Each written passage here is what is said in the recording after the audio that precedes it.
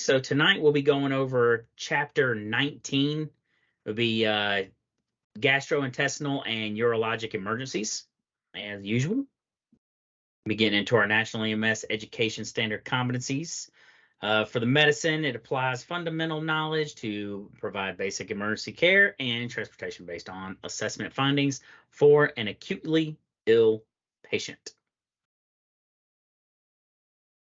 All right, some of the stuff that we'll be going over tonight: abdominal and gastrointestinal disorders. So, the anatomy, presentations, and management of shock associated with abdominal emergencies. Some stuff that we'll be covering in this is gastrointestinal bleeding. So that internal bleeding, right? All right. We'll also be looking at acute and chronic gastrointestinal hemorrhage. We'll also be looking at peritonitis. Be looking at ulcerative diseases.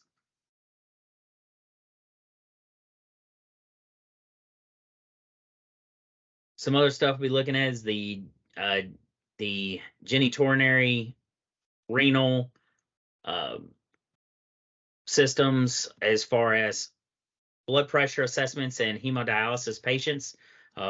This will be a good bit tonight, talking about hemodialysis patients. Our anatomy and physiology and pathophysiology, assessment and management of complications that are related to renal dialysis, urinary catheter management, not insertion, just the management of, and then kidney stones. All right, intro.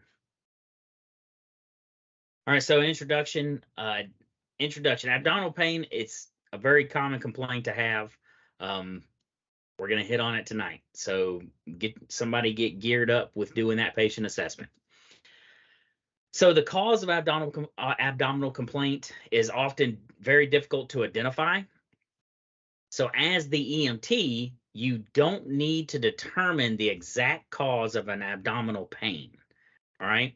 What you should be able to do, though, is be able to recognize any life-threatening problems and act swiftly in response. So since this abdominal pain, we're looking for life threats, you're mainly looking at your patient, right? So that looking at your patient, what does your patient look like? Skin color, tone, temperature, do I see any bleeds? I'm looking for signs of shock a lot of times with these patients. When we get into doing our focused assessments, how exactly am I going to do this?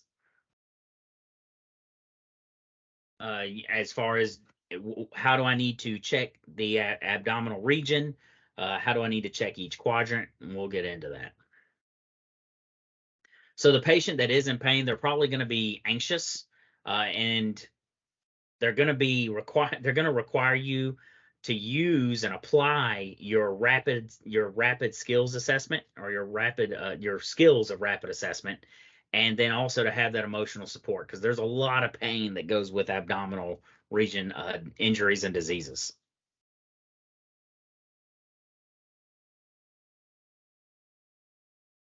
All right, so some of the anatomy and physiology of the abdominal cavity. So in it contains solid and hollow organs, and they make up three systems. They make up the gastrointestinal system, they make up the genital system, and then they also make up the urinary system.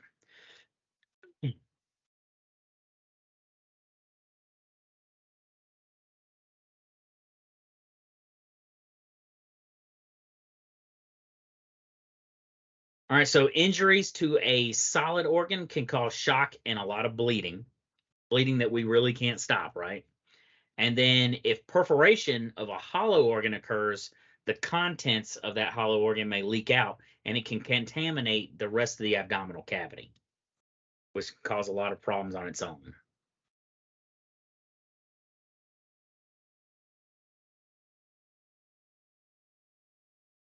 All right, so the illustration on the left, it shows the hollow organs of the abdomen. The illustration on the right shows the solid organs of the abdomen.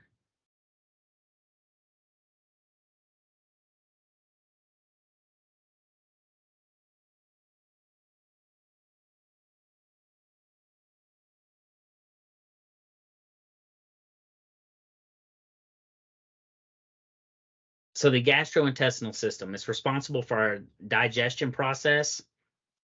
Digestion begins when food is put into the mouth and chewed. All right. What we would call mastication, right? Masticate, to chew. All right. The stomach is the main organ of the digestive system. Gastric juices break down the food in the stomach. All right. The liver assists in digestion. It secretes bile. All right. It filters toxic substances that's produced by digestion as well. Some other things that it does is it creates glucose stores, and then it produces substances that are necessary for blood clotting and immune function also.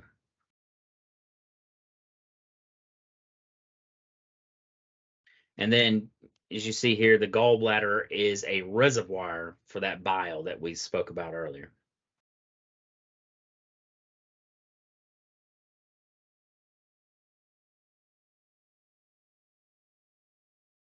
All right, so food then travels to the small intestine from the stomach to the small intestine, which consists of three sections. The duodenum. So the duodenum is the digestive juices from the pancreas and the liver, they mix together, right? And then the pancreas secretes enzymes that break down starches, fats, and proteins. And then you have the jejunum, all right? The jejunum, it's going to play a major role in absorption of digestive products. It also does a lot of work. It does a lot of work in the small intestine.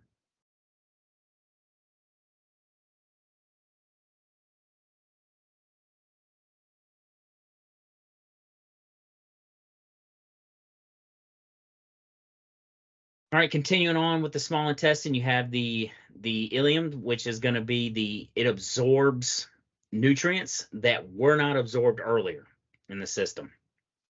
It also absorbs bile acids, so they can be returned to the liver for future use, and then vitamin B12 for making nerve cells and red blood cells.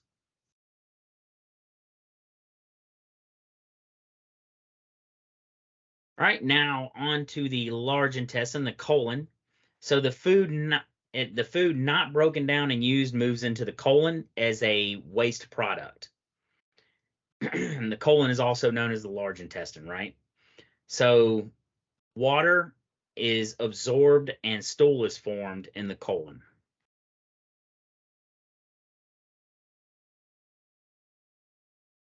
All right, on to the spleen. The spleen is located in the abdomen, but it has no digestive function. The spleen has no digestive function.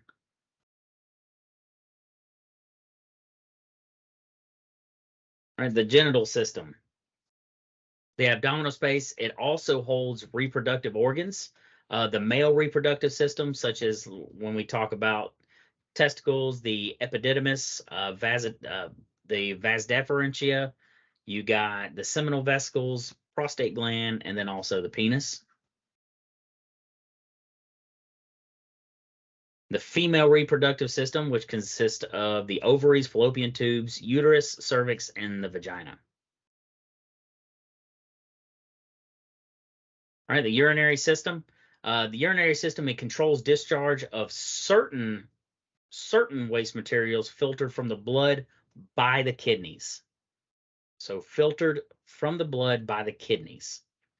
The kidneys are going to be the solid organs, and the ureters, bladder, and urethra are going to be your hollow organs.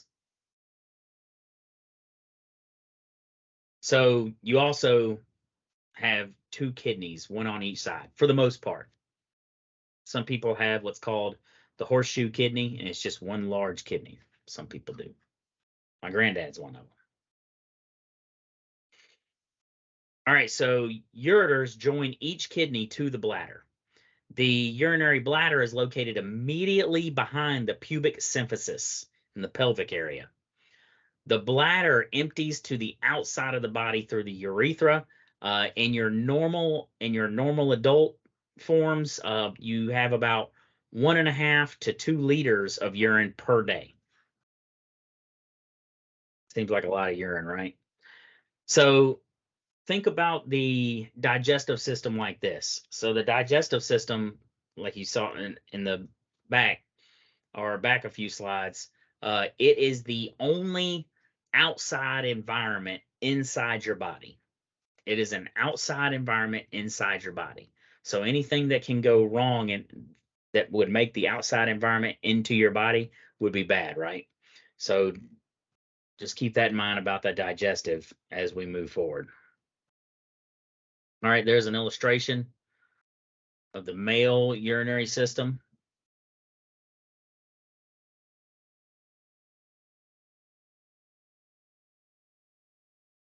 All right, keeping on with the pathophys. All right, so the abdominal cavity is lined by a membrane called the peritoneum. The peritoneum also covers the organs of the abdomen. The parietal peritoneum, it lines the walls of the abdominal cavity. And there are different injuries that can happen in each one. That's why I kind of slow it down when we talk about this, because sometimes we'll talk about different types of pain and the separation there. So the visceral peritoneum covers the organs. So the peritoneum covers the organs of the abdomen. The parietal peritoneum lines the walls of the abdominal cavity, and then the visceral peritoneum covers the organs themselves. The presence of any foreign material, blood, pus, bile, pancreatic juice, amniotic fluid, it can irritate the peritoneum. And this causes what's called peritonitis. Peritonitis. It's very painful. So acute abdomen. Acute abdomen is going to refer to the sudden onset of abdominal pain. It's often going to be associated with severe progressive problems requiring medical attention. So that acute abdomen, severe, all of a sudden pain that happens all of a sudden to it, there's going to be some underlying conditions that are probably going to need medical attention. You may not be able to do a whole lot for them except for giving them diesel, maybe O2, but they're going to need cold steel, right?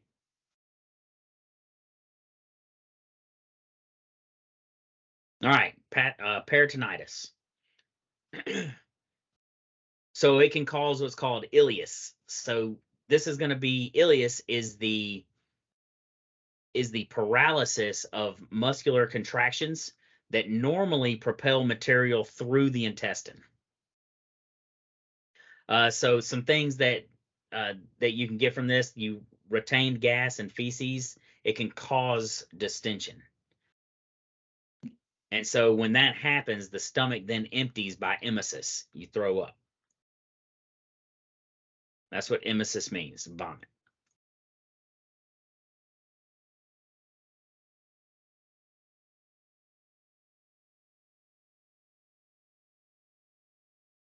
All right, moving on to diverticulitis.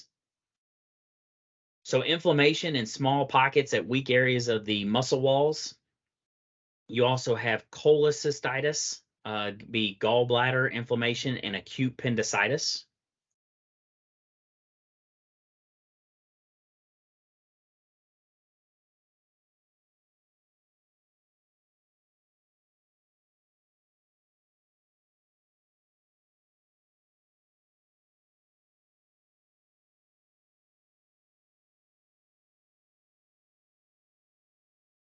Sorry, there's a lot of noise out there. Cholecystitis, the gallbladder inflammation, and then you have what's called acute appendicitis. There's nothing cute about it. So acute means rapid onset, right? All right, so abdominal pain. So there are two types of nerves that supply the peritoneum. You have what we talked about earlier, the parietal peritoneum. It's going to be supplied by the same nerves that supply the skin of the abdomen. You also, it can easily identify and localize a point of irritation. You also have the visceral peritoneum, which is supplied by the autonomic nervous system. or ANS. The nerves in this and the visceral peritoneum, they're less able to identify and localize pain. You can have also with this what's called referred pain. So this results from the connection between the body's two separate nervous systems. So referred pain would be like if you're having uh, appendicitis and so your side hurts, or if some people have a heart attack and when they're having a heart attack their jaw will hurt or their back will hurt or something like that. It's another part of your body hurting other than the system that's actually having the pain. So a lot of times that can be misdiagnosed. We call that referred pain.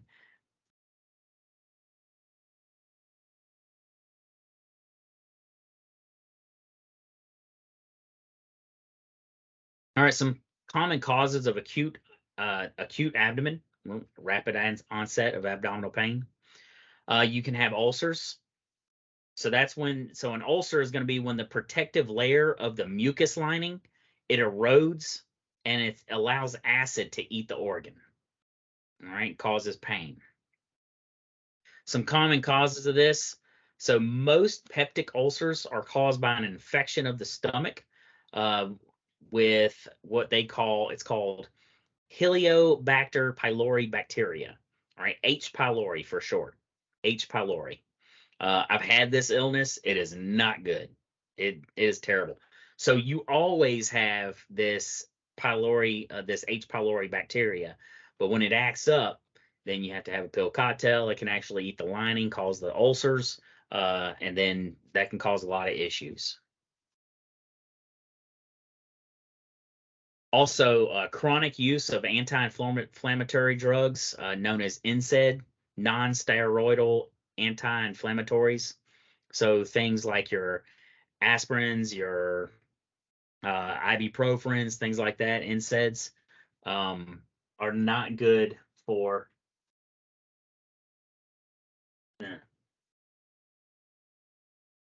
Thanks for the update. All right. And then what that causes is some signs and symptoms of this. Sorry, some signs and symptoms of this going to be a gnawing pain in the stomach, nausea, vomiting, belching, heartburn, things like that.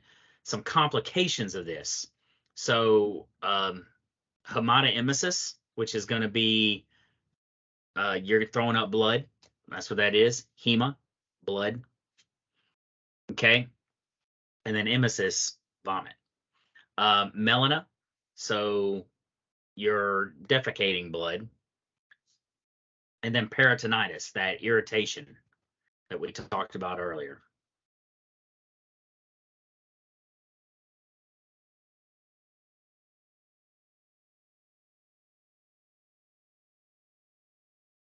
All right, moving on to gallstones.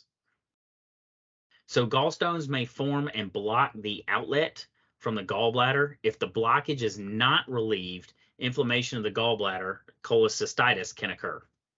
So some signs and symptoms are constant severe pain in the right upper mid-abdominal region that may refer to the right upper back shoulder area or flank.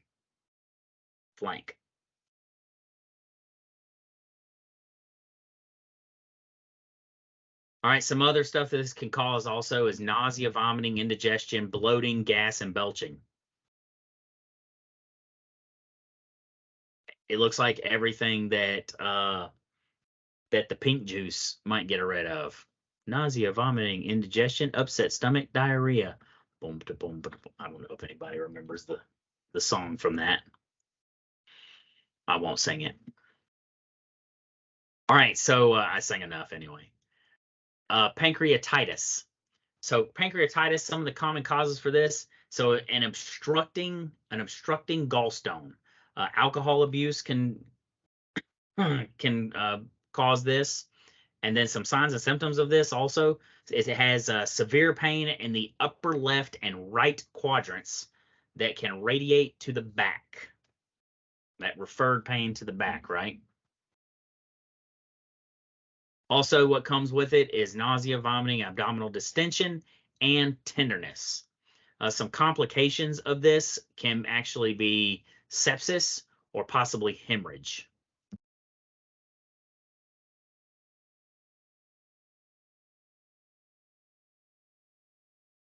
All right, appendicitis. So appendicitis, inflammation or an infection in the appendix. Some signs and symptoms.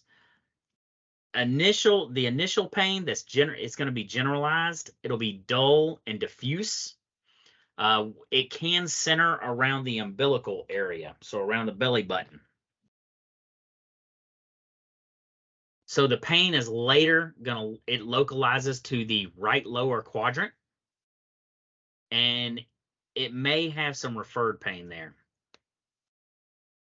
Also, what comes along with this is going to be nausea, vomiting, anorexia, fever, and chills. You may actually get some rebound tenderness. So that's where you would press on the abdomen. Hey, does it hurt here? You press on the abdomen, and when you let off, whenever you let off, you'll get that pain, that rebound tenderness. So rebound, and there'll be a pain there. Some complications from this that you can wind up with are going to be abscess, peritonitis, and shock. What was funny? Was that funny? I said, ha.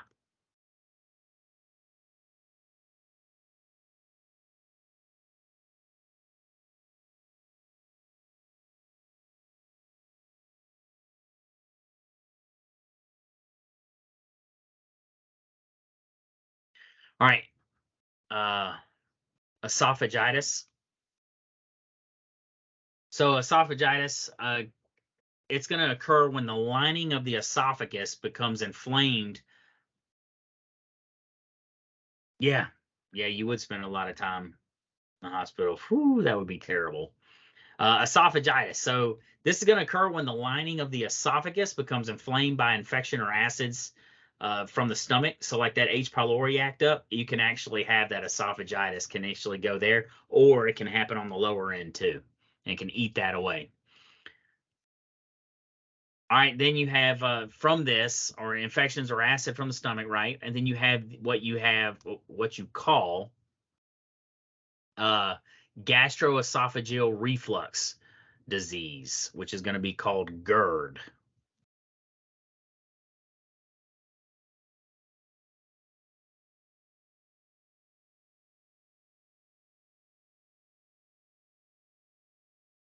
Getting so many.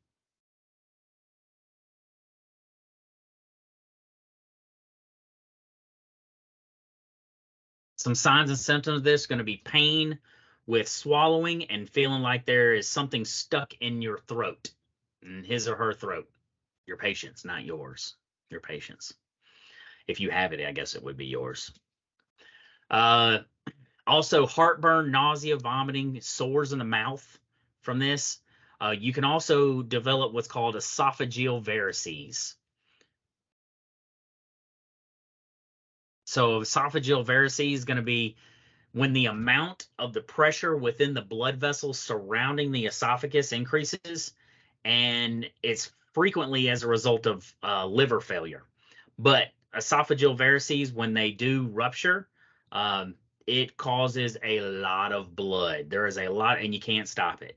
I've literally had patients, I've had it on a few occasions, that end up with that have esophageal varices, that while you're BVMing them, the esophageal varices, the varices will rupture, and then it will just about fill up the BVM, the bag part of the BVM, with blood. And you have to toss the BVM, grab another BVM, because they're bleeding so much. Not good, not good. Make you want to stay away from alcohol too much. So some common causes of this are going to be alcohol in industrialized countries. There's one. Viral hepatitis in developing countries. And then also, with a gradual disease process, patients will initially show signs of liver disease during this.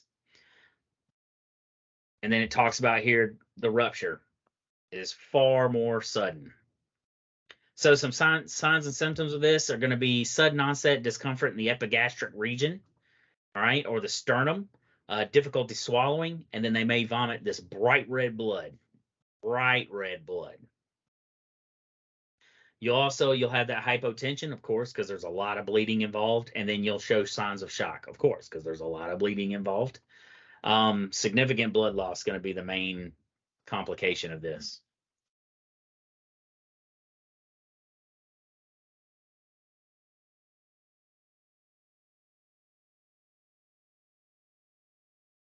All right, Mallory-Weiss syndrome.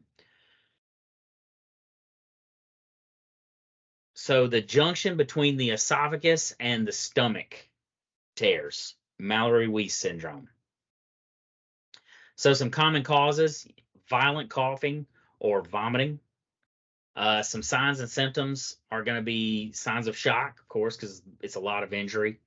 Abdominal pain and hematemesis, so throwing up blood, vomiting blood, and then melena. Melena is going to be defecating blood. All right, gastroenteritis. So it's going to be infection combined with diarrhea, nausea, and vomiting. It can also be caused by non-infectious conditions. Some signs and symptoms is going to be diarrhea with blood and or pus, abdominal cramping, nausea, vomiting, fever, and anorexia.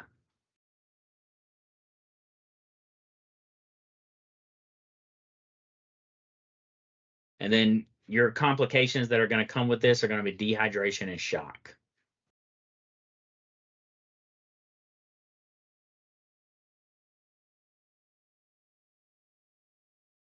All right, diverticulitis.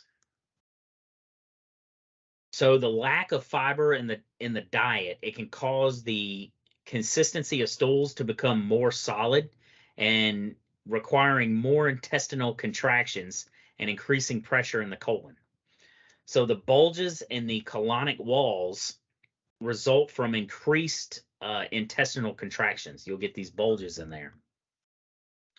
From there, fecal matter will become caught in the bulges, and this allows bacteria to collect, and then this is going to result in an inflammation and infection. You'll get your diverticuli will get clogged up, and of course, once it becomes irritated, then you just add diverticulitis. Diverticulitis. All right. Some signs and symptoms of this are going to be abdominal pain that's localized more in the left lower quadrant. All right, some complications of this are going to be perforation of the intestinal wall, and this can lead to severe infection and shock. Some things that can happen during this, you can have, or some other stuff that also happens from acute abdomen. Hemorrhoids. So hemorrhoids are created by swelling and inflammation of blood vessels surrounding the rectum. Some common causes for hemorrhoids are going to be, it's going to be caused by a condition that increase pressure on the rectum or irritation of the rectum, and it can cause hemorrhoids. So some signs and symptoms of this are going to be painless and then bright red bleeding during defecation.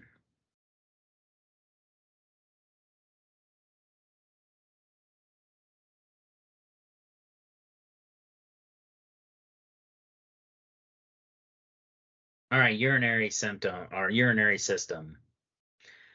Cystitis, meaning bladder inflammation. So it's also called urinary tract infection, UTI. Some common causes for this are going to be bacterial infections. Signs and symptoms of this are going to be midline lower abdominal pain. All right, blood in the urine, and an urgency. It's going to, or an increase in urgency and frequency in urination. And then also pressure and pain around the bladder can be some other signs and symptoms. The complications that are going to come from this, or that are going to be caused because of this, are going to be kidney infection.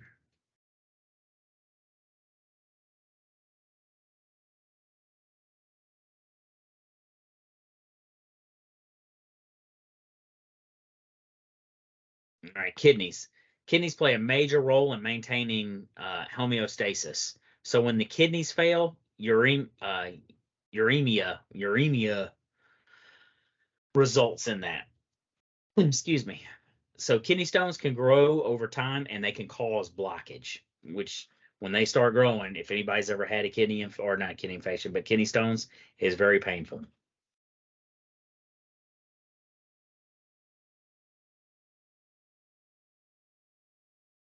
So acute kidney failure. So a sudden decrease in function for acute kidney failure. Common cause of this going to be hemorrhage, dehydration, trauma, shock, sepsis, heart failure, medications, drug abuse, and kidney stones. They can all cause acute kidney failure. So one thing about this, it is reversible if we get a quick diagnosis and treatment of it. All right, chronic kidney failure. So progressive and irreversible damage if it's chronic over time, right? Over that long time.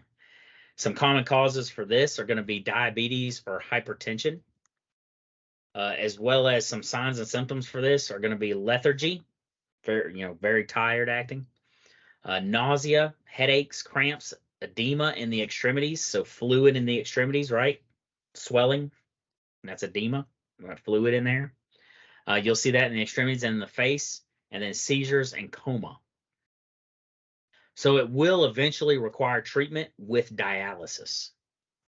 So those patients have an increased risk also for heart failure and cardiac arrest as well.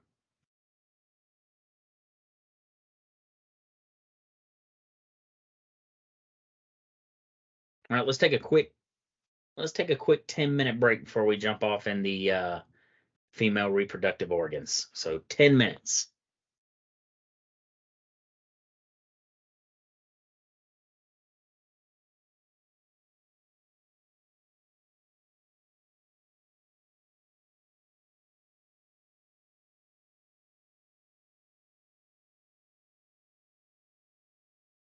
All right, and I'll see y'all in 10 minutes.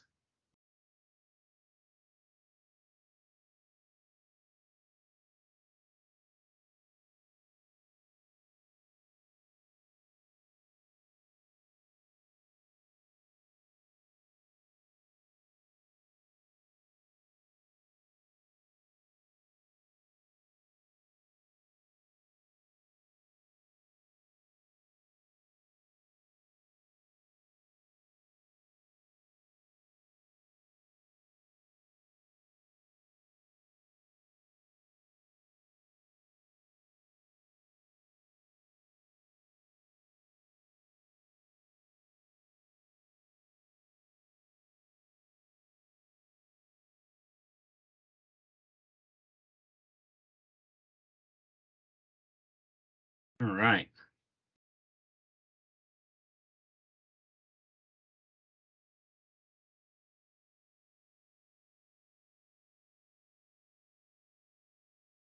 All right.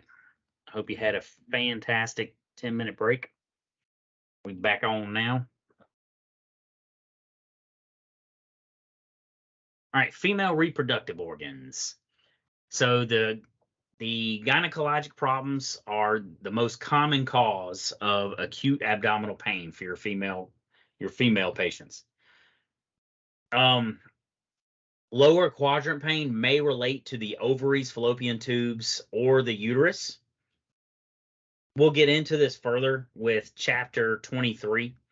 That's going to be where gynecologic emergencies, and it's going to cover the gynecologic emergencies in depth.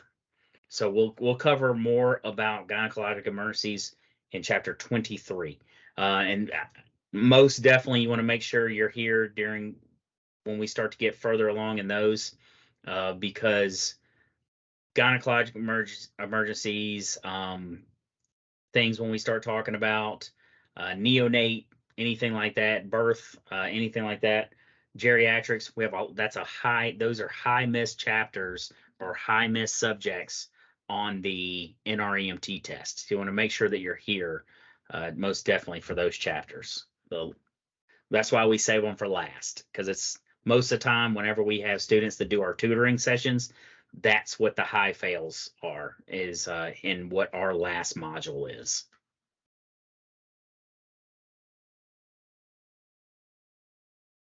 All right, other organ systems. So other organ systems, the aorta lies immediately behind the peritoneum. There's weak areas that can result in an abdominal aortic aneurysm. If you remember that, we talked about aortic aneurysms a couple chapters back. So abdominal aortic aneurysm, or what's known as a AAA. A AAA is going to be very difficult to detect. A lot of times patients talk about back pain with a tearing sensation, or it feels like burning in the middle of their back. You want to make sure that you use extreme caution when you're trying to assess or detect a AAA, because any type of movement or anything can worsen that tear, and it could really cause somebody to have a massive hemorrhage, or if it ruptures, they'll have a massive hemorrhage and they can bleed out very quickly. So, I mean bleed out very quickly, as in just right before your eyes, bleed out their entire blood contents inside of their body very quickly.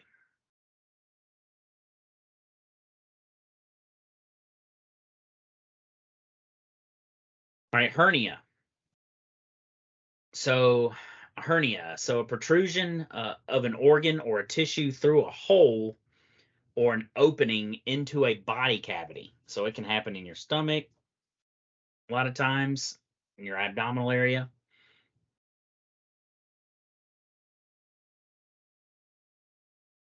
So if it opens up in that body cavity, it doesn't belong there, right? A lot of times you'll see it. You can see a lump or something like that sometimes. Some common causes of this are going to be congenital defects. It could be an old surgical wound that's failed to heal. It can be a natural weakness in that area, such as in the groin area. You can have one there too.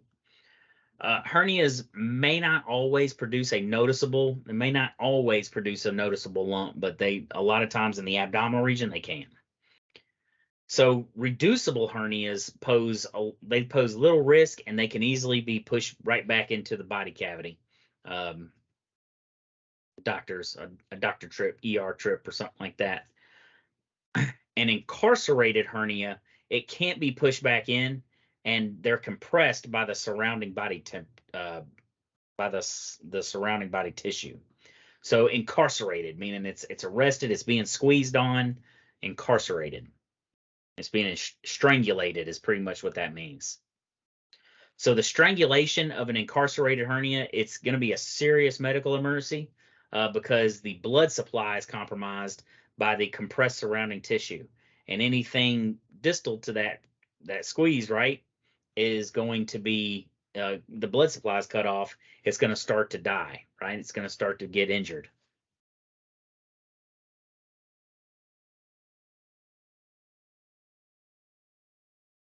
So some serious hernia signs and symptoms: a formerly reducible mass that is no longer reducible.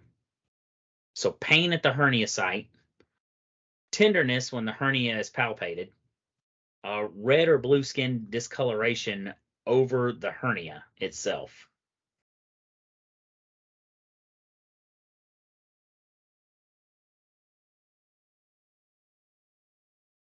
All right, some signs and symptoms. Or I'm sorry. Sorry about that. I was looking at something else. Scene size up. So patient assessment, we're going to do a quick patient assessment here. So scene size up, we're going to make sure the scene is safe, standard precautions, scene safe, or BSI is my scene safe, right? We're going to look for the mechanism of injury or the nature of illness. For this instance, we're talking about an acute abdomen. This can be as a result of violence. It can be as a result of some other type of blunt or penetrating trauma as well. We're gonna use the assessment results, or we're going to use assessment results to develop an early index of suspicion for any life threats. So we're scanning over, right? Looking for that. Any life threats while we're going. All right, so part of our primary assessment, the priority is to identify any life-threatening conditions. If we find a life-threatening condition, we're going to mitigate that life-threatening condition then, right? So we're going to form a general impression of the patient, sick or not sick. We're going to check instantly, do I see any life threats? I'm going to check their airway and breathing. So it may be present with shallow or inadequate respirations due to pain. If that's true, then inadequacy, then we may need to fix it if it's life-threatening. Circulation, we can assess for that major bleeding. We'll ask the patient about blood in the vomit or black tarry stool. So blood in the vomit, hematemesis, or black tarry stool, melena. And a lot of times the blood in the vomit will look like coffee grounds.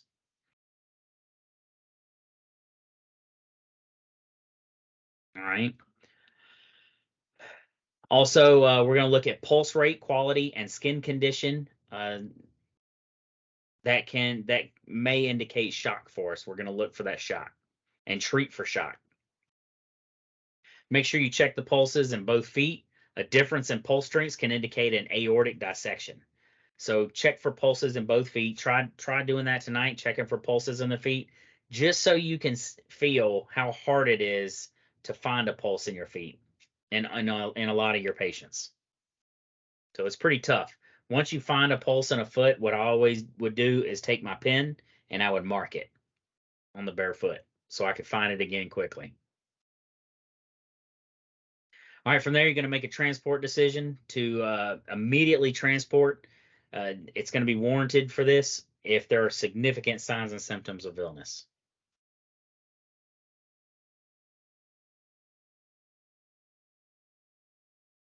All right, some of the sample history. So you may find in your sample history, you may find nausea and vomiting, changes in bowel habits, urination, weight loss, belching or flatulence, pain, other signs and symptoms, concurrent chest pain.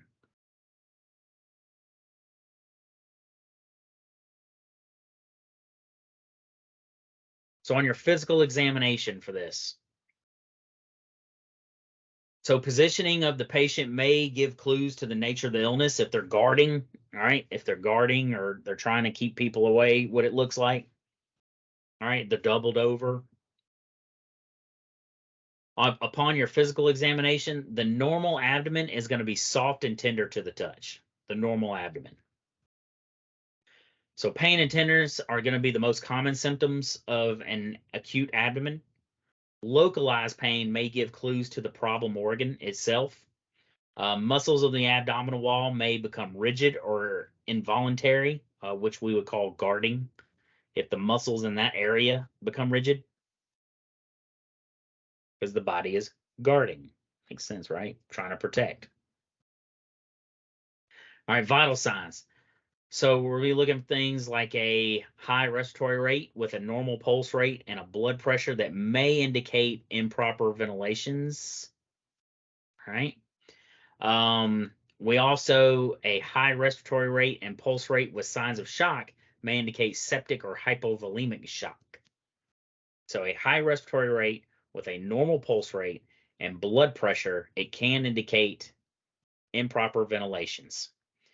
High respiratory rate and pulse rate, so high respiratory, high pulse with signs of shock may indicate some sort of septic shock or hypovolemic shock. Hypovolemic meaning low volume, right? In the blood, low blood volume.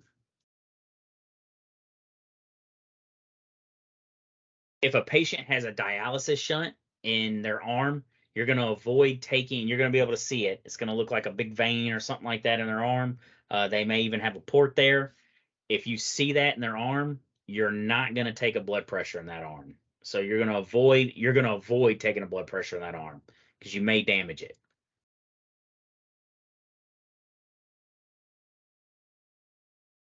All right, on reassessment.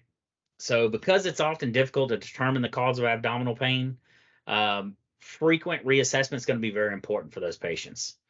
So Assessment interventions, including treatment for shock, providing emotional support. Those are going to be some of the big things that you're going to do. Transport is going to be in the most comfortable position for that patient. And then you may want to consider ALS support. And then also follow up with your good communication and documentation. All right, emergency medical care. So although you cannot treat the causes of acute abdomen, you can take steps to provide discomfort and lessen the effects of shock. So treat the patient for shock even when obvious signs of shock are not apparent. All right, you want to make sure to position patients who are vomiting to maintain a patent airway. So you want to position them so that their airway stays open. You need to contain the vomitus to prevent any spread of infections. And you can do this by using a biohazard bag, emesis bag, emesis basin, what have you. Most likely bag, so you can gather it all up. You want to make sure you're definitely wearing gloves, eye protection, a gown, and a mask, because it can be quite messy. When the patient's been released to hospital staff, clean the ambulance and all the equipment thoroughly. Okay, got to go down for cleaning. So wash your hands, even though you are wearing gloves, still wash your hands. Provide low flow oxygen, or providing that low flow oxygen, it may decrease nausea and anxiety. So remember that your abdominal patients or that nauseous patients, anxiety patients, that oxygen may help decrease that nausea and anxiety.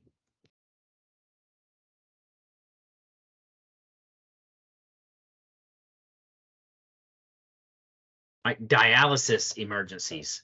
So in patients with end-stage renal disease or chronic renal failure, dialysis is the only definitive treatment. So what dialysis does? So dialysis, it filters the blood and it cleans it of any toxins. It tries to clean all the toxins out of it, and then it returns it back to the body. So if a patient misses a dialysis treatment, you may get issues with weakness, pulmonary edema. Those can be the first in a series of conditions that become progressively more serious as it goes on if they keep missing. So weakness and pulmonary edema. All right, that's going to be fluid in the lungs. Fluid in the lungs. What do you think when you auscultate somebody's lung sounds, what do you think that's going to sound like?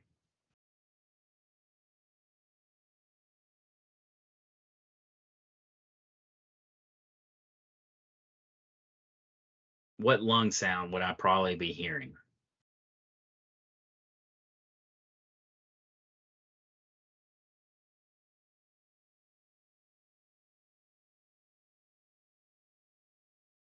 Like a gurgling? Well, you're going to hear it in the lungs. So there's a certain sound that we call that. What do we call it? Does anybody remember?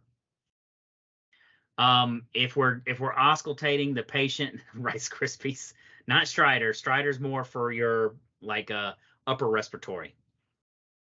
But what do we call those Rice Krispie sounds? The poppy thingies that you said. Yeah. So yes. But what is the medical term for that? So the medical term, crackles. I was gonna say it's part of Rice Krispies. If we're looking at Rice Krispies, snap, crackles, and pop. So crackles is gonna be the term. I'm trying to find it here to see if I can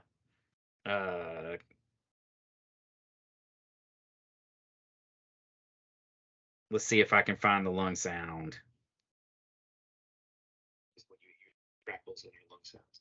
The cause of crackles can be from basically any sort of fluid or mucus that have built up in the airways, and you hear that crackly sound as the air passes through that fluid or mucus-filled area in the lungs. You can hear these in all different spots, usually in the bases.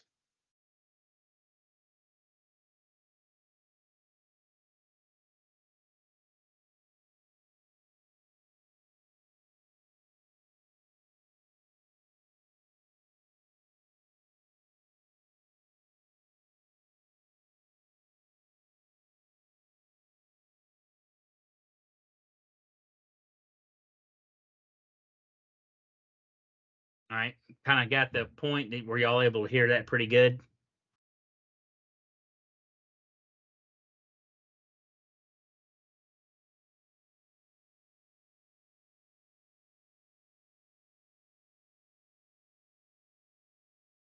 Also, fine, what we call fine crackles. Also, we call it rails. Also, let's see if I can find fine crackles.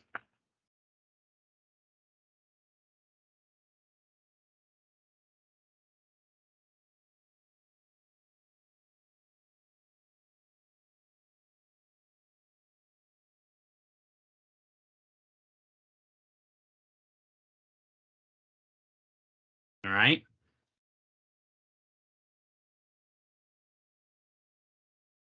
And then you also may have coarse crackles.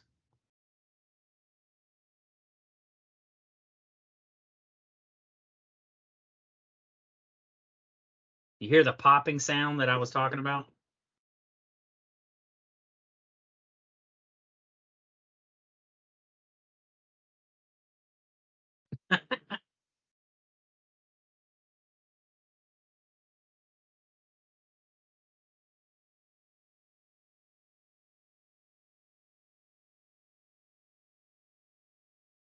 You can't hear it right now?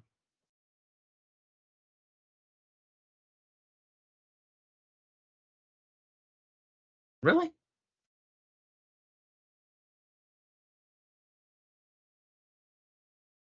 Let's see if I can do this then.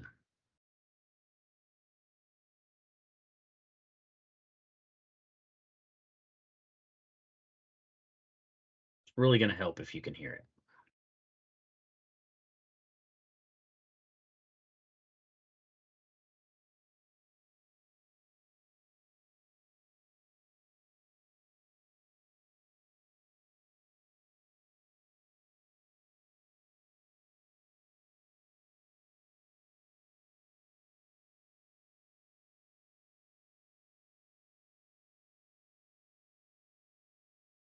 Y'all can hear me talking though? Okay, there it went up. All right. So I may have my gain down on my mic. I got one of those Yeti mics, so sometimes it's a little different.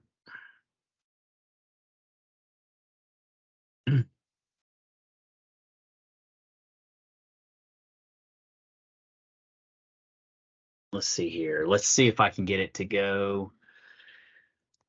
We'll do this.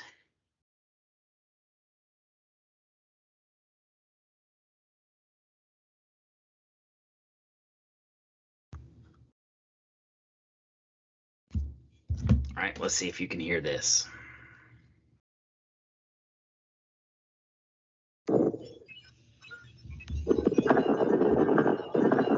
Y'all can hear that though, right?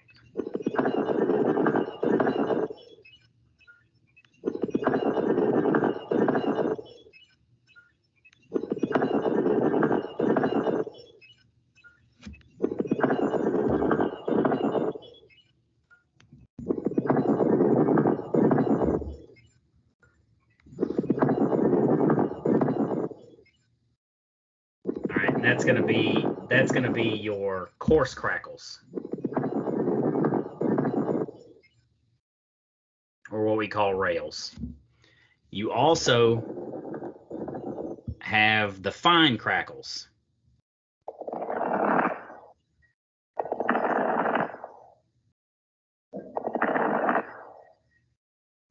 So you have a characteristic popping sound when it's high pitched, almost like wood burning in a fireplace. So it's going to be both in inspiration and expiration.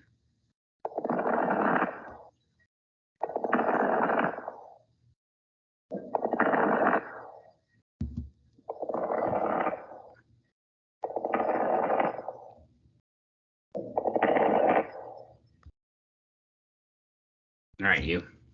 All right, so that's that sound there. Now let me change my stuff back, or y'all will hear every small thing that happens in my office and my kid talking outside and everything else.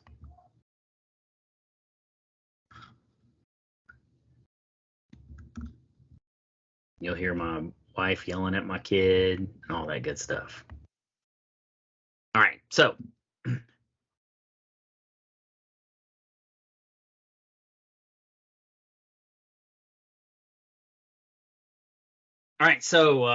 for those patients, if they miss those dialysis treatments, that's what you're going to hear in their lungs, that pulmonary edema. That's what it's going to sound like, and it's going to become progressively more serious, like I said earlier.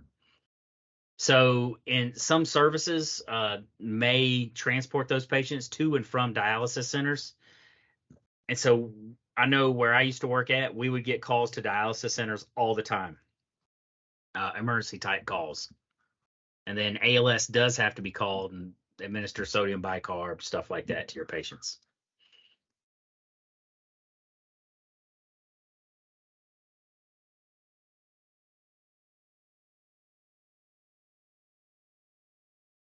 All right. Your a dialysis machine, it functions much like the normal kidneys do. Remember the filtering, that's what it does. Patients undergoing long-term hemodialysis have a shunt that connects a vein and an artery. It so what this does is it allows blood flow from the body to the dialysis machine. Peritoneal dialysis allows large amounts of dialysis fluid to be infused into the abdominal cavity itself. So the fluid stays in the cavity for about 1 to 2 hours. With it, it carries a high risk of peritonitis. There are some adverse effects to dialysis. Those can be like hypotension, dysrhythmias, chest pain, muscle cramps, nausea, vomiting, hemorrhage from the access site, and then infection at the access site can also be an issue. All right, so for your dialysis emergencies, you're going to start with your X ABCs. Does anybody remember what X is? What is X?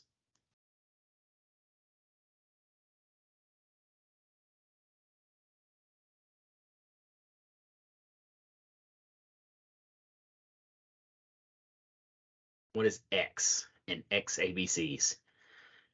It's the most important thing. There you go. So, yep, Caleb's on it. Exsanguination, but exsanguination. Yep. So exsanguination is going to be that. Exsanguination is what?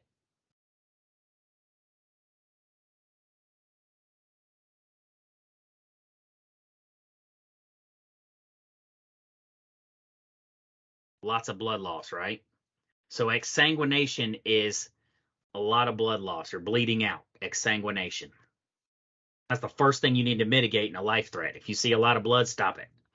All right, then you get into your ABCs. You'll provide high flow oxygen if it's indicated for that patient, and you can manage any bleeding from the access site at that point. You want to position the patient sitting up in case they have pulmonary edema, or if they're supine, if the patient's in shock. All right, then we want to make sure that we transport those patients promptly. So some of those dialysis patients also have urinary catheters. So pay attention to that. Urinary catheters can often be a site of infection as well. So start looking for sepsis, some signs of sepsis or septic shock.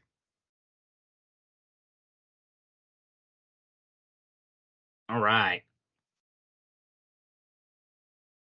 All right, so what I'm going to do is put us on a 10-minute break. We're going to do this patient assessment this practice patient assessment.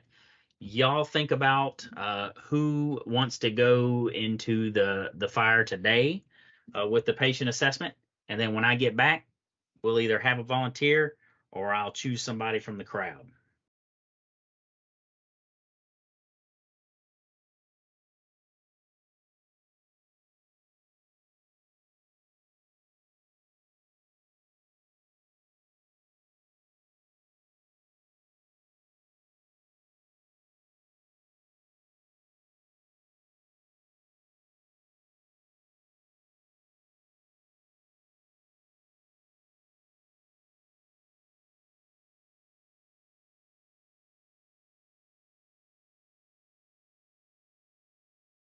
All right. let's see what we have in store for today. Who is going to be today's victim?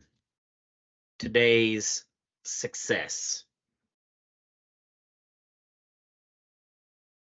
Today's reason they're going to do a fantastic job so that we can get out of here very quickly. It's a short chapter today. If we can knock this out, then everybody goes home, right?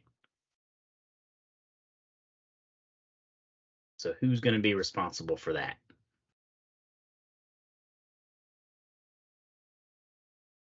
I guess since I didn't the other day, I might as well redeem myself. Because Absolutely. you're probably going to call on me anyway. No, I was so wondering if you were going to step up. I was so wondering. I'm so proud of you. Yeah, you better be, because this out of my comfort zone. No, and that's good. There's nothing wrong being outside of your comfort zone because you're going to kill it.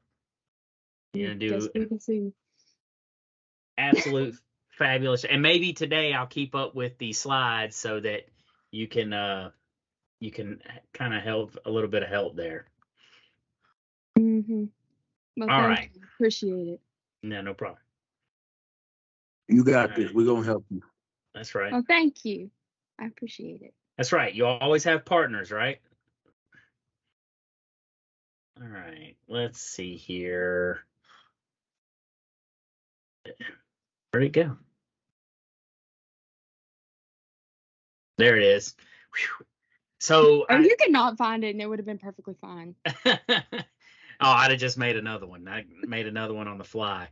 So what I generally do is whatever chapter. So this is the first time I've done this, where we've done we do a patient assessment every chapter, and I feel like that really helps out because I know in my tutoring sessions I've been doing, and so far I've done several tutoring sessions, and everybody have left the tutoring sessions and went and passed the test. And the main thing that I go over at nauseum is patient assessment. And whenever they get the patient assessment down with a couple of tutoring sessions, they go back and they pass the test because they start thinking of it as a call. And if they think of it as a call and they're using that systematic process, they knock it out the park. So I was like, it makes sense. So let's do this during the class, and then maybe we won't have to worry about tutoring sessions. Everybody will do fantastic the first time. All right, so let's see here. All right, so your dispatch call is going to be, it's going to be a 23-year-old female patient with abdominal pains, acute abdomen. All right, and knowing what acute abdomen is, a sudden onset of pain, right? All right, so go. Your turn. So with the dispatch information, I would think about if my scene is safe, what I might inquire on the scene. I will don PPE before I get there. Ask if my scene is safe, of course. Arrive on scene, put on my gloves, face mask if need be. I don't really think it's need be, but who knows? So arrive on scene, say, hey, my name is Caitlin. I'm going to be your EMT today. I would determine the mechanism of injury or the nature of the illness. In this case would be acute abdominal pain, which, as you said, sudden onset. Yep. How many patients are we going to have today? All right, so far, you're inside the patient's living room. There are no immediate hazards, so scene is safe. Always pause before that. When you're in front of your instructor or in front of your evaluator, you'll say BSI is my scene safe. And then your evaluator will say scene is safe. You're inside the patient's living room. There are no immediate hazards. You're right on point. Severe abdominal pain with vomiting. With vomiting. So with you vomiting. Didn't say it first. You have one patient. One patient. Okay. Mm-hmm. I would determine if I need any additional resources. I would say since one patient, abdominal pain, you might could call ALS, but I don't think it's necessary. Yep. There's nothing wrong with that. If you want to call AMS or ALS, I mean, there's nothing wrong with that. You can call AMS, altered mental status. That'd be, that's on you. All right, so And that's absolutely, yep, that's your call if you wanted to. I would Nothing's needed assess at this if the time, I'm gonna say. C-spine Yep, needs no to C-spine be, at this time. no, so keep going. Yep. So right now, I'm a 23-year-old female I'm a patient. 23-year-old female. So 23-year-old female. Well, I need you to be Well, I the know, but adult I'm in just this one. saying, So, realistically. be the patient, or you be the I said adult, I meant the EMT. I'm sorry, I I know. talked to my kid all day, so so you're gonna be my EMT. All right, so I'm sitting here, I'm on the couch, or I'm lying down on the couch. um I'm very much so in distress because I've been vomiting. I got my my bin next to me, and Okay. it does have vomit in it. It does have vomit. Okay, so if is the patient, so you're the patient, so the patient is talking to me, they're alert, they know what's going on. So Cool. I think they're alert and oriented times 3. So what would you ask me? What if I you're would gonna ask you do? 3 questions. Your All right. date, if the date, I could ask you the date, do you know where you are, and who the president is. And if they can answer those 3, they're like alert and oriented times 3, Yep. right? So whenever you're in your assessment with your evaluator, you'll ask those questions. Do you Okay. know what today is? Do you know who the president is? And do you know? And that's how that'll go. So just break it down. Okay. Don't rush anything. You're on time wise. You're doing fantastic. All right. Okay. So she is alert. She does appear to be in significant discomfort. I'm in severe discomfort. You're All just right. fine. But I am alert. So I'm A&O times 3. If I were to put a GCS on it, I would say that I'm what you would be a 4, 5, and 6. So a 4, 5, and 6 would be eye opening would be 4, and that means I open my eyes spontaneously. Verbal would be a 5, which I'm oriented, and then 6 would be I obey commands. So that'd be 15, right? So Yeah. GCS of 15 there. All right, what's next? So then I would ac- determine the chief complaint, which you already said was vomiting Yep. and abdominal pain. All right. Yep. I assess your ABCs, Okay. which you're talking. Mhm. So I'd say your airway was clear. Okay. Are you in the tripod position or like leaning over? Awesome. Thanks for asking. So, no, I'm not in the tripod position or anything like that. So I would say, so when you're talking to your evaluator, then you say, all right, my airway is talking to me, or she's talking to me. Her Okay. airway is Peyton. Right. How is her breathing? And then I would tell you at this point, I'd be like, well, the breathing is clear, equal, and bilateral, and it's Okay. regular and unlabored. Okay. So, Okay, and so then her circulation, I would assess your skin to see if it's pale, see if it's red, see if it's cold, see if it's hot. And if it's hot, I would say your circulation is good. I don't remember the word for it. all right. So remember, we're still breaking it down. So you would say, I'm going to assess for any major bleeds. Do I see any major bleeds? Or I would check for bleeding and be like, hey, I'm checking for bleeding. Do I see any bleeding? No. Um, and then I would say, I'm checking my pulses, or I'm doing bilateral checks on the pulses. And I would tell You you can they're regular do and strong. And then next you would say, I'm going to assess the skin. What do I you can skin color, temperature, and condition? yes. And then I would answer you, it's warm and pink.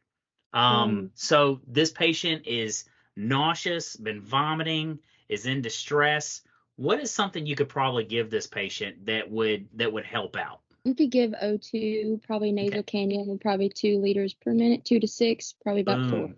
So yep, 2 liters a minute would be awesome for this patient. All right, because just a little bit of nausea. It is a medication. It does help ease It anxiety. could It calm them does help down, nausea. treat them for shock ahead of time before it sets in completely. Yep. Okay. All right. So up next, what do we have next?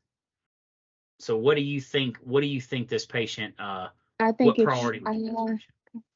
I would say, I mean, a general impression, I would put emergent, but it depends if they're vomiting, so they have a ruptured appendix. I would put probably emergent, like priority 2. Yep. So the way I look at that, if there's severe pain, severe abdominal pain, and it's acute, remember me talking about that sudden acute Sudden pain, onset, yes. then we want to make sure that's high priority, and Yes. we're going to get them to the hospital immediately, because there is a definite reason why they're having acute abdominal pains. Okay. Right. All right. So we're heading down the road. All right. And we're going to obtain everything en route. So what would be, see, I'm already behind. You're doing a fantastic job, though. All right. Up next. So I'm already here. Wow. I didn't think I was that far. So I would take their history. I would say, so when did this start happening? All right. So it started suddenly about 2 hours ago. 2 hours ago. Mhm. Okay. And does anything make it better or worse? No, Mood, nothing. anything like Nothing that? makes it better or worse. I was sitting here watching TV, and nothing specific really, but it's hurting really bad. And does the pain radiate anywhere, like down your arm? No, it doesn't. It does not radiate. Okay. But And can you describe the pain on a scale from 1 to 10, 1 being the best, 10 being the worst? Yeah, so the quality of my pain, the description of my pain, it feels like a sharp stabbing pain in my lower abdomen, and I would have to rate it an 8 out of 10. Okay. And how long, you said this has been going on for 2 hours. Did this happen? Yes. Has it happened prior to this before? Have you had any prior incidents where this has happened?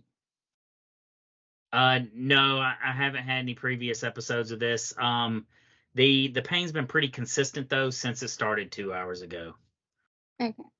So what would be a clarifying question that you could ask for this patient during your OPQRST assessment to clarify anything up? I'm drawing a blank.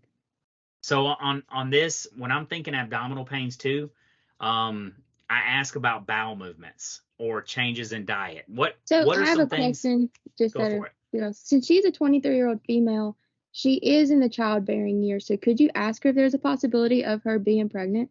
Always ask. Childbearing years, always ask. Fantastic. So you always ask that. Is there any chance that you could be pregnant? Are you sexually active, or is there any chance that you could be pregnant? And and then they could say, yeah, there's possibility, there's a chance, or no, there's no chance, or they would tell you, if they're on their cycle or they just got off their Right. cycle or what have you. Okay. Just depending. You may have some people get made deep into it, but so Okay. for what I ask also is just think of yourself too. If I have stomach problems, then I'm automatically thinking, what did I eat? What are some things that I've changed? Say what? I haven't got there yet. Yeah. To ask you what you made. Yep. So what I generally ask is bowel movements, any habit changes or bowel movements for clarifying questions. Also, all right, no, I'm gonna let you have at it. You're doing a fantastic job. Keep going. And do you have any known allergies, any certain medication, foods, anything like that? No, okay, no. So nothing and what was your last food intake or fluid intake? Do you remember? Yeah, so I had lunch about 4 hours ago. Okay.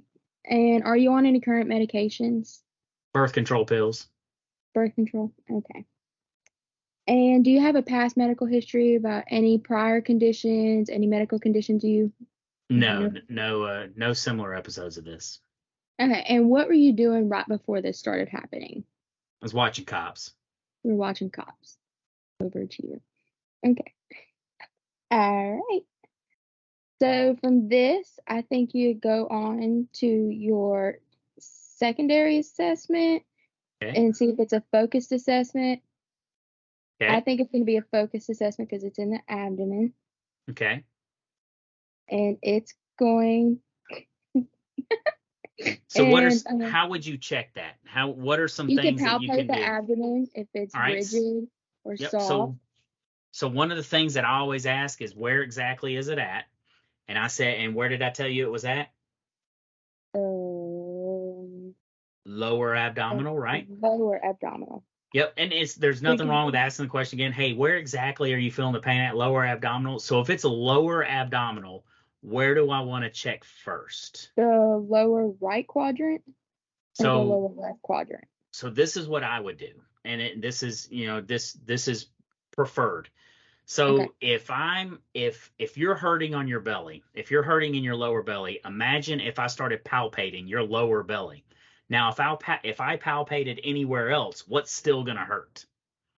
Your Because lower belly. my lower belly. So what I always do is, and it's preferred that if a patient says it hurts right here, I go to the opposite side. That way Okay. I can see if there's any rebound tenderness. Because if I go to touching on the area that hurts, then They would that's going probably to jump be, out of their skin. that's right. So we always go to the opposite and we work our way towards that area. Okay. So Okay. when you're working your way towards that area, you're checking for what? Rigidness, tenderness, see if there's any fluid. Right. What What type of other types of tenderness would I check for? Remember what we test talked for about? edema? You not really in the belly. You I mean, won't see a lot. Distension. Okay. You may see Distension. distension. Yep. So if the belly's poking out. Yeah. And if it's rigid when it's poking out, if it's not, so the normal belly is soft and tender. Yes. All right, soft and tender to the touch. If there's rigidity in any part of it, we consider that what? The body is doing what? It's trying to. It's trying to protect it, but what do we call it? What do we call that? Protectable. I'm drawing a blank. Guarding. So we call that we call that guarding. That makes So sense. when we're some other things we check for is rebound tenderness. Remember, you press down, let off, press down, let off, and that rebound tenderness, you press down on it, and when you let off, it hurts whenever you get that rebound. So you'll press, and when you let off, that rebound will hurt. And that's one of the checks that you can do. So you press down on it, you let off, you say, did you feel that, or did that hurt? Did that hurt? You do that in each quadrant, each of the 4 quadrants. Then you finally get to that lower area and you check, hey, do you feel anything here? And that's what we talk about, you check for. So in doing so, I have another question, and I'm sorry. Go for it. No. So I was in nursing school. We also auscultated the abdomen to see if you could hear any bowel movements. Could you do that in this situation? You can, but if you remember from nursing school, about how long does it take to hear normal bowel sounds when you're auscultating? It could, I don't remember exactly, but it did take a while sometimes. If the bowels were very active, you could hear it immediately. That's right. Now, if the bowels are very active, you can hear that. But if you wanted to get a true auscultation of bowel sounds, it takes about 4 minutes. Okay. Yeah. So in the emergency or in the pre-hospital setting, we kind of not so much discourage doing the full 4 minutes or what have you. We may listen for activity, and I still will. I'll listen for activity and see where where the most activity is, and then I'll go from there. But yes, you can auscultate for bowel sounds as well. Yep, no problem. And you definitely can. There's nothing wrong with that. You just can't get a full auscultation because it takes so long most of the time. Right. And if somebody hovered around my belly with a stethoscope for 4 minutes, I'd be like, can we do something else? All right. So onset. I'm sorry. Where am I at?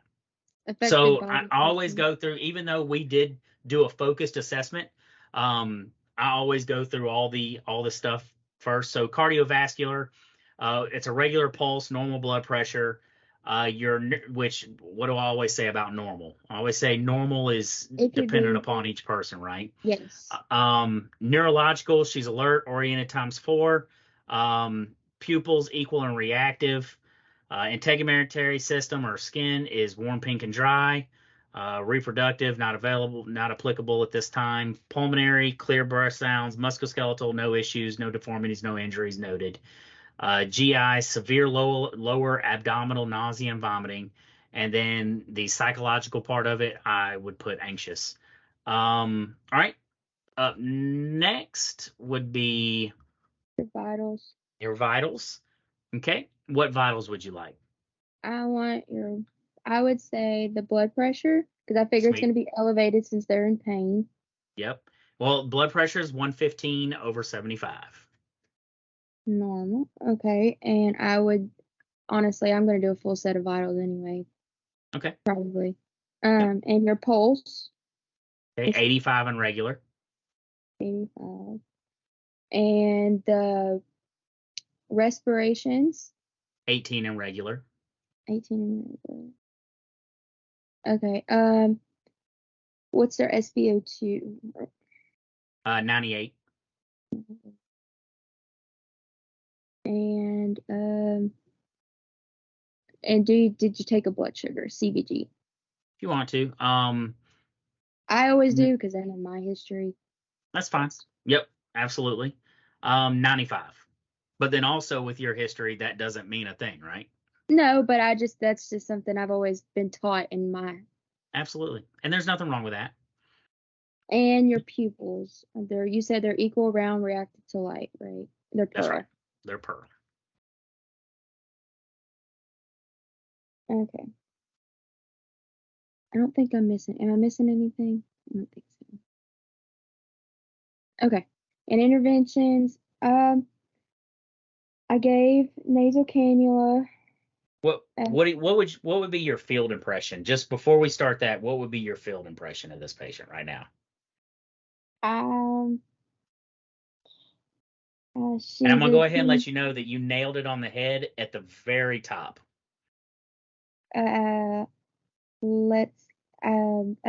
Appendicitis. There you go. So you say, but how do you say that? My field impression would be possible appendicitis. Possible appendicitis. Yeah. And I would probably put their signs and symptoms. Yep. of why. So yep, your impression would be a possible Possible acute appendicitis. gastrointestinal emergency, such it could be like appendicitis. All right. Now you got interventions. You started with them. I interrupted you. Sorry. No, you're fine. I did nasal cannula at 4 liters per minute. Okay.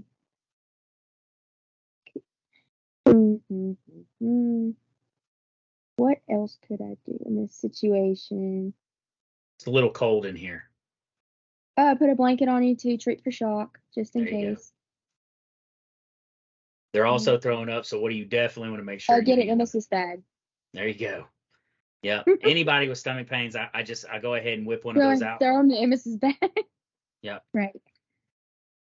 And make sure that they know where to put it, because they'll do something and then they'll try and set it somewhere. Make sure you help them set it somewhere. I have had an entire bag thrown on me, and I do not do well with emesis. So it's a miserable, and it was a ride from Hattiesburg all the way to New Orleans. So that was a long, I think it was 2 hours with that all over me. I was not a happy camper. So you did good.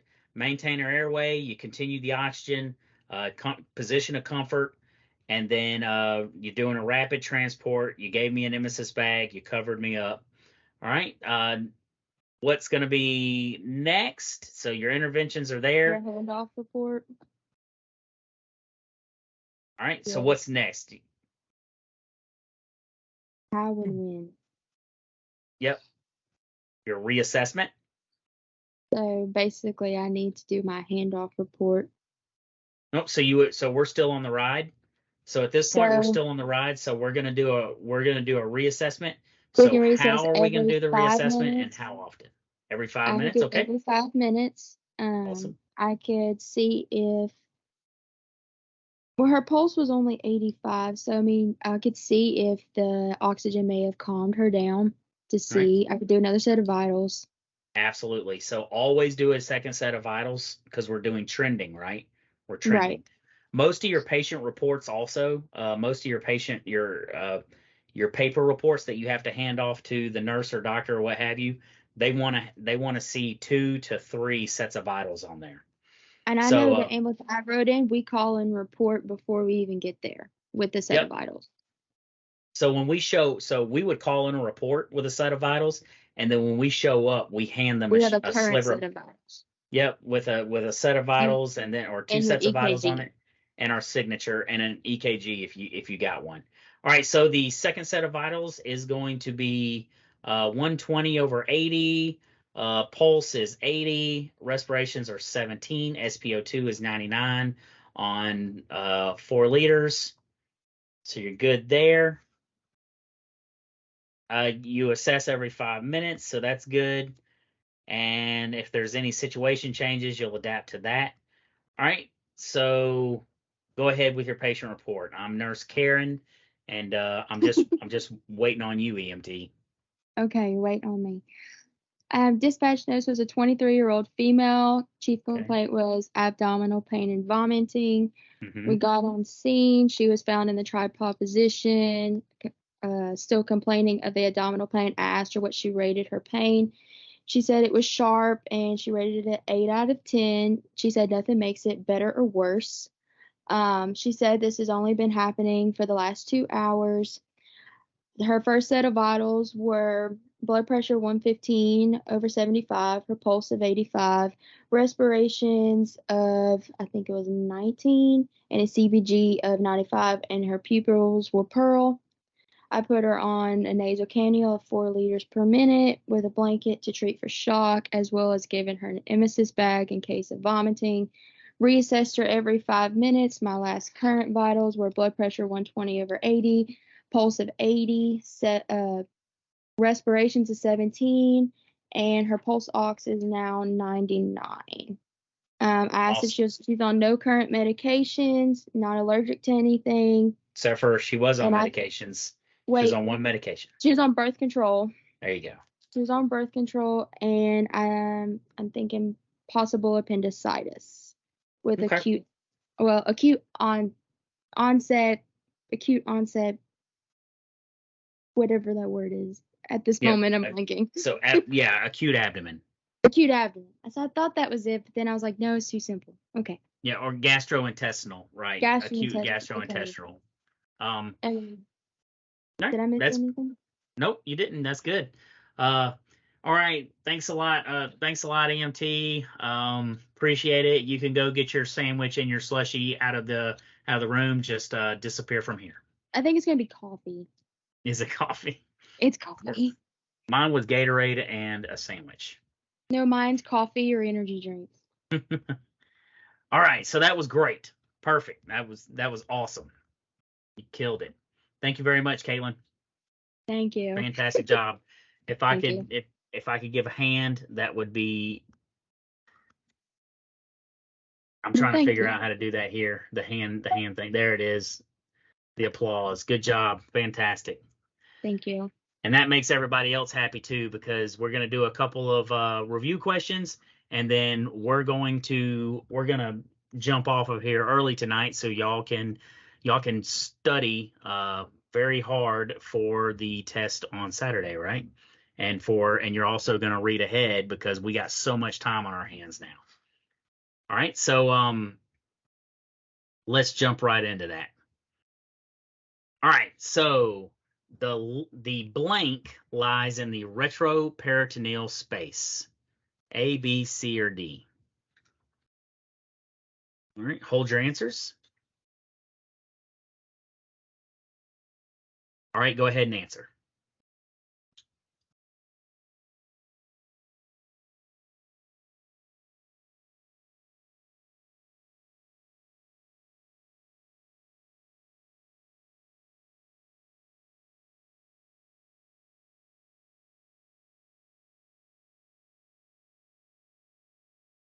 Okay. B, perfect. Good job. The pancreas. Great. All right, which of the following is not a solid organ? Solid being blood-filled, right? A, B, C, or D?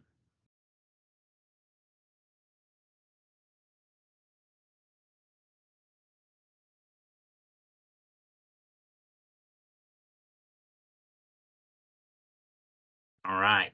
D, the gallbladder. Good job. Fantastic.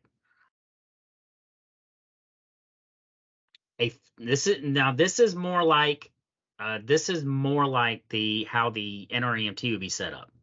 A 34-year-old woman with a recent history of pelvic inflammatory disease presents with acute severe abdominal pain. Her abdomen is distended and diffusely tender to palpation. Based on your findings thus far, you should suspect what? A, B, C, or D?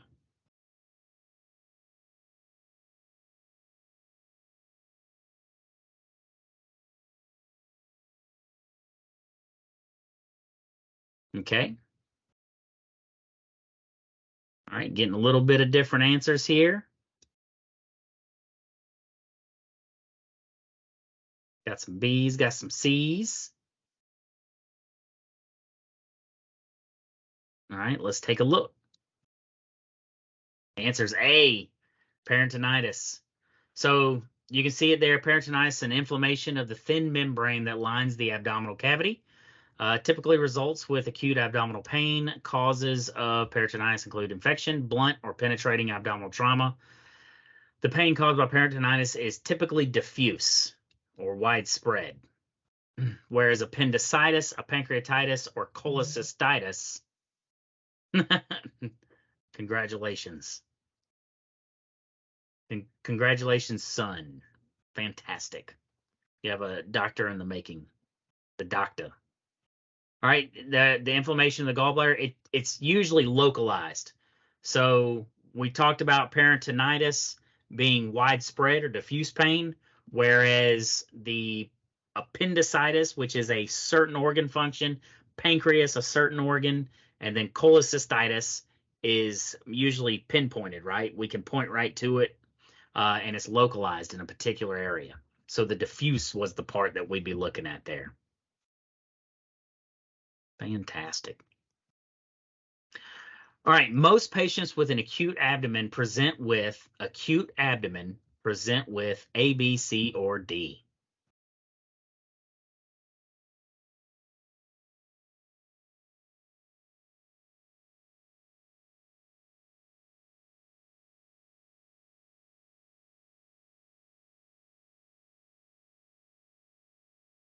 Now remember, they don't all now remember, if I'm having real bad abdominal pain, more than likely even if I ate something bad and my belly's hurting, then what do you think is going to be wrong? I'm in pain, I'm distressed, I'm anxious. Usually when you have somebody that's distressed, anxious, what is going to be what am I most likely to have? Most likely.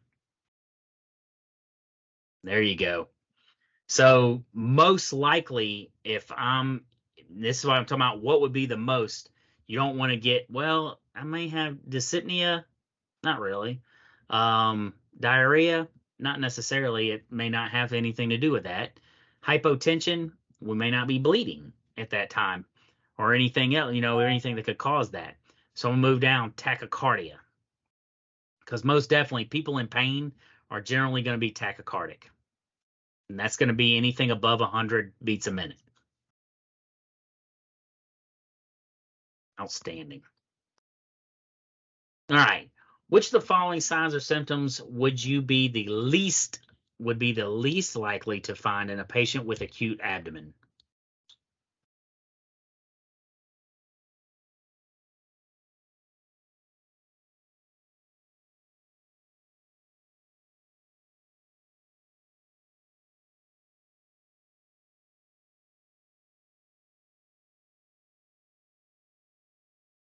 Okay. Cool. Yep. Acute abdomen. Perfect. B. All right. And that's all I'm going to suffer y'all with tonight.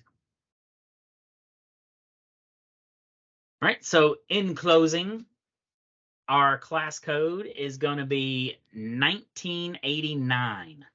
1989. All right, so what happened in 1989? I'll tell you. So in 1989, the Emergency Medicine Residents Association, or EMRA, it was founded to represent the interest of emergency medicine residents. So the establishment of the Emergency Medicine Residents Association, it created a platform for residents in emergency medicine to advocate for their needs and interest.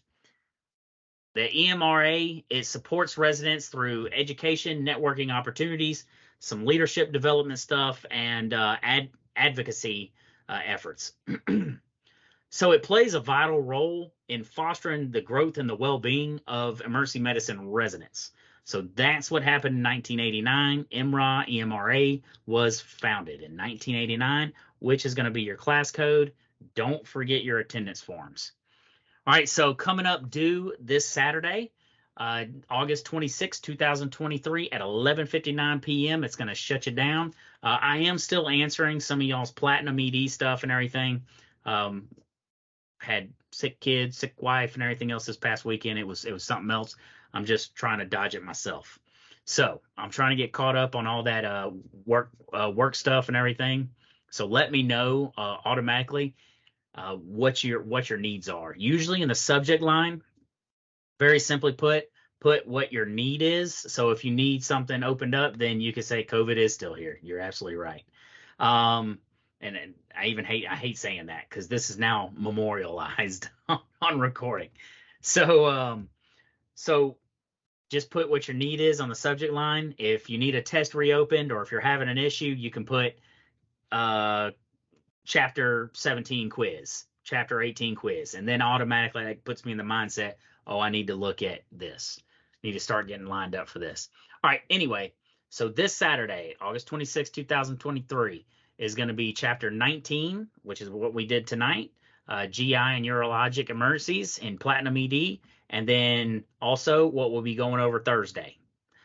Thursday is going to be chapter 20, endocrine and hematologic emergencies or blood emergencies, right? Diabetic emergencies as well. And that's what we're going to be going over on Thursday, chapter 20. So make sure you read up on it. Make sure everything is good to go so that we can answer the questions effectively. I did see some of y'all's stuff about the Platinum ED, and I'm trying to get to those questions and everything and make sure I'm writing them down so that I can fix them all at one time. But is there any questions about tonight's lecture? Any questions about tonight's lecture?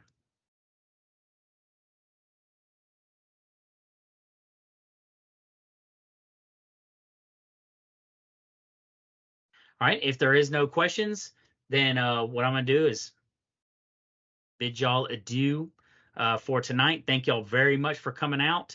As soon as I take the record off, if y'all have any outside questions, please let me know. But other than that, if y'all want to head on out, head on out. I really appreciate y'all showing up tonight, and have a good evening, and I will see y'all on Thursday.